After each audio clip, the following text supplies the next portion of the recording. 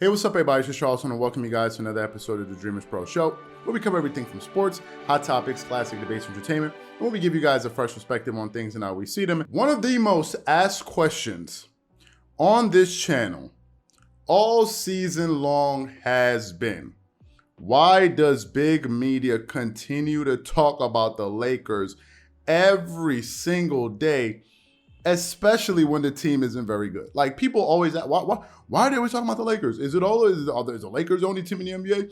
Why are we talking about the Lakers? Why are they always talking about?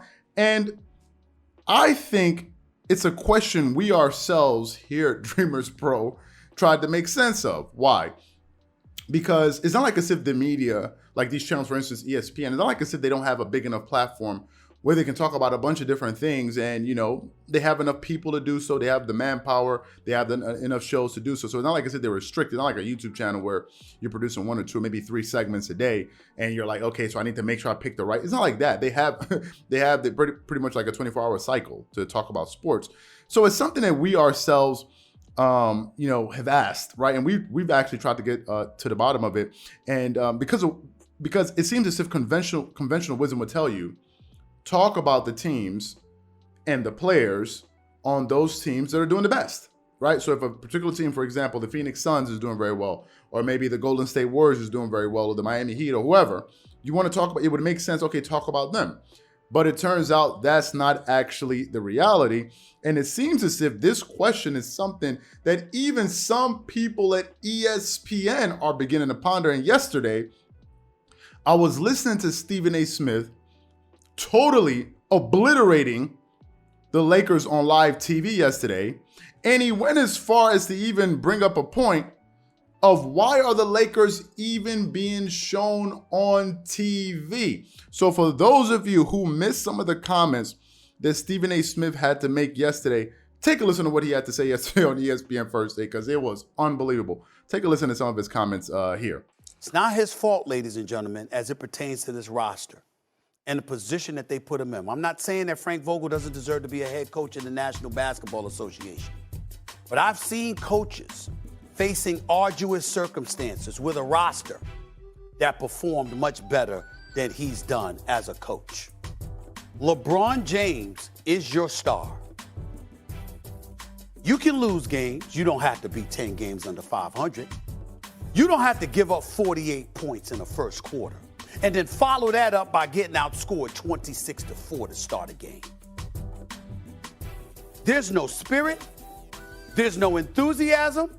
There is nothing. The Lakers are a shell of themselves.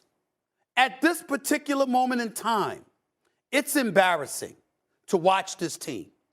My man Michael Wilbon for PTI, it's gotten to a point where we've had to restrain Michael Wilbon, one of the nicest guys on the planet. He's the best. We've had to restrain him from saying stuff that ain't suitable for FCC airwaves. We got the veteran, the Godfather. We got to coach him to restrain from going the hell off because he has a problem with the Lakers being on national television.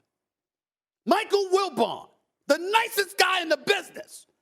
This dude doesn't even believe the Lakers deserve to be on national TV.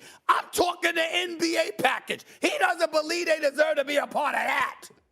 That's how atrocious they have been. Now, for Stephen A. Smith to be the face of ESPN, for a guy like that who is working on a network, for him to come out there and say that, it means that this guy was truly, truly frustrated.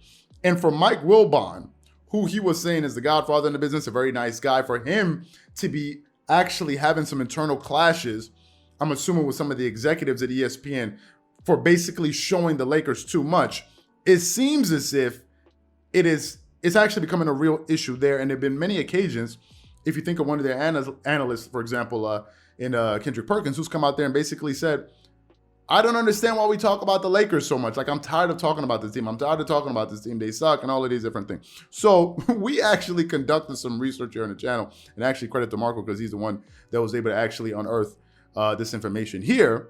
But it turns out that there's actually a good reason that the Lakers are being talked about all the time.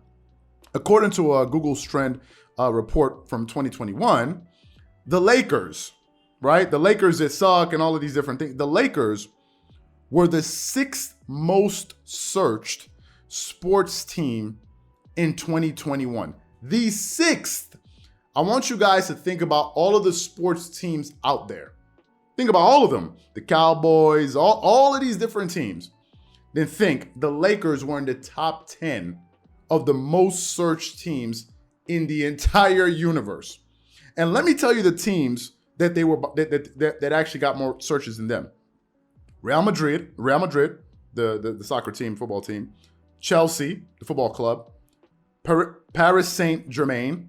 FC Barcelona, and SCP. They have a very long name. I wasn't able to write it down. So those are the teams that are ahead of the Lakers. However, the Lakers are the most searched basketball team. So what those numbers basically say to me is this. There are a lot of people, whether they're Laker fans or not, that seem to be genuinely interested in this team. Whether or not they're winning or they're losing, it seems to be irrelevant. Because last season, the Lakers did not win the NBA championship. Now, they were a more competitive team. They made it into the playoffs, although they had to get into the playoffs via the bubble, where they ended up facing the Phoenix Suns in the first round. But it wasn't like as if they won the championship and that was the reason why so many people. No, it just seems as if that there's a lot of interest around this team. And it's one of the reasons why Skip Bayless a few days ago, he was on Undisputed, and they were talking about it, and he made the comment. He was like, because they were talking about Russell Westbrook and some of the things that he was saying, because it seemed as if Russell Westbrook was unaware of the team that he was playing for. And he said, the Lakers are the most popular basketball team in the NBA. So of course, there are going to be a lot of high expectations when you join the Lakers. So it seems as if, although they may be frustrated with the team's performance, it seems as if, for better or for worse, there's a high level of interest out there for this team, whether they're winning or they're losing. Now, in this particular season, I think the reason that the interest is so high for this team is that I think everyone loves to see a train wreck.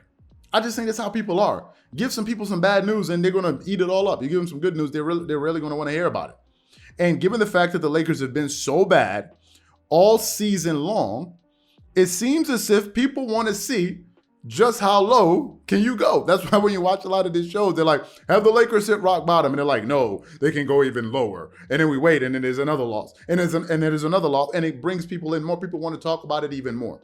But for Stephen A. Smith to come out there and say that about his own network and about a colleague that he works with, I found that to be very surprising, but it speaks to some of the frustrations that people in the business who are covering this team on a international level, that they're tired of it.